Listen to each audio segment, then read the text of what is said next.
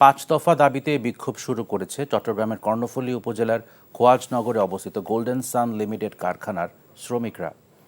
বেলা সকাল 11:30 থেকে কারখানার প্রধান ফটকে ব্যানার ফেস্টুন নিয়ে বিক্ষোভ শুরু করেন শত শত শ্রমিক। তাদের দাবিগুলো হলো বাৎসরিক বেতন বৃদ্ধি, নির্ধারিত সময়ের মধ্যে পূর্ণাঙ্গ বেতন পরিশোধ, বেতন 2 কিস্তিতে না দেওয়া, 1 থেকে 10 তারিখের মধ্যে বেতন প্রদান এবং কোনো শ্রমিককে ছাঁটাই করলে সরকারি নিয়ম অনুযায়ী 3 মাস 13 দিনের বেতন পরিশোধ করতে হবে। খবর পেয়ে পুলিশ ও সেনাবাহিনী গিয়ে পরিস্থিতি নিয়ন্ত্রণে আনার চেষ্টা করে। চট্টগ্রাম শিল্প পুলিশের পুলিশ সুপার মোহাম্মদ সুলাইমান বলেন, শ্রমিকদের সঙ্গে আলোচনা হয়েছে, মালিকপক্ষ সঠিক সময়ে বেতন পরিশোধের আশ্বাস দিয়েছে।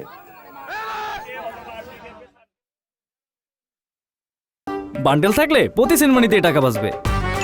বিকাশ সেনমানি বান্ডিল কিনে জিতুন প্রতি লেনদেনে।